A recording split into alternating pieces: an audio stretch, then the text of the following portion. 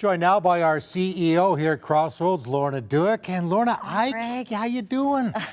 I'm great. I'm having a happy new year. Happy New Year to you as well. Now, I can't recall, this is a great, interesting topic, where there's been such a national conversation in pop culture about virginity because of a program airs in the United States and all over the world called The Bachelor. And here in Canada, and it is a mega hit television show. And so I am watching this show very carefully because Christianity is being served up light in The Bachelor.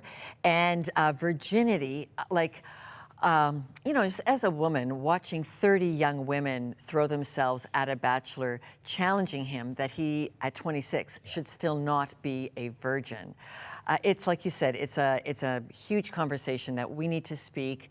We need to speak Christian thought into this conversation. And that's what we want to do. And so a part of this is, as we look at it and we do see this 26-year-old young man named Colton who is talking about virginity and sex. Now, recently you wrote a blog about it. Not recently, like right after I watched the show, I was smoking mad, and I wrote a blog about it. Yeah, so it didn't come out angry, but it came out very, very well, I thought. Well, and because this blog, this is part of our job as media creators. So something's going on in a national conversation, and it's really affecting people under the age of 35.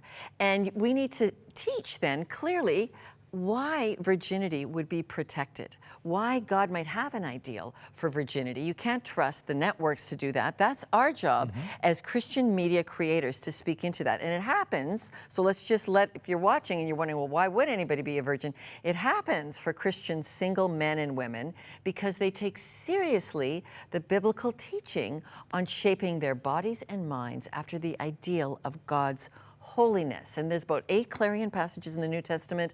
There is, my favorite passage would be 1 Thessalonians 4, which I write about in my blog, that God's will is to be set aside for holiness. Yeah, it talks about purity, and I know both as parents, we've raised our children on those values. Well, and now to see national entertainment try to untackle that.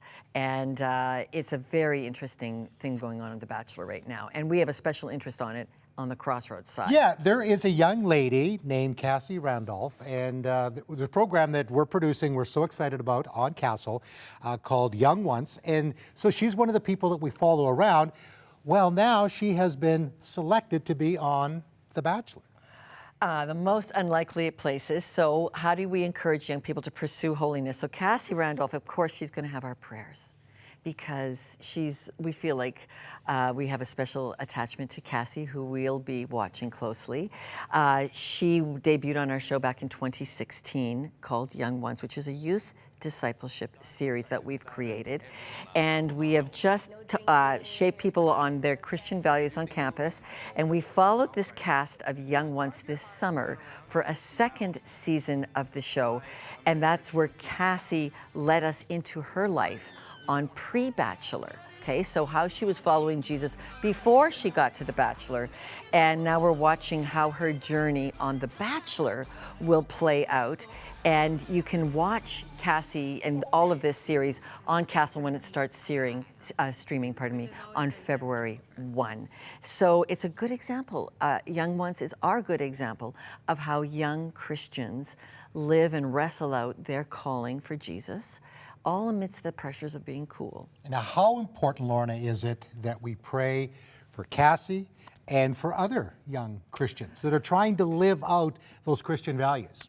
When I watch The Bachelor, which I don't usually do, but now it's homework, so I'm going to watch it, it's incredibly important because the media pressures, the cultural pressures, everything from music to fashion to media to, art, is saying, the core of you is yours to throw away wherever you want it.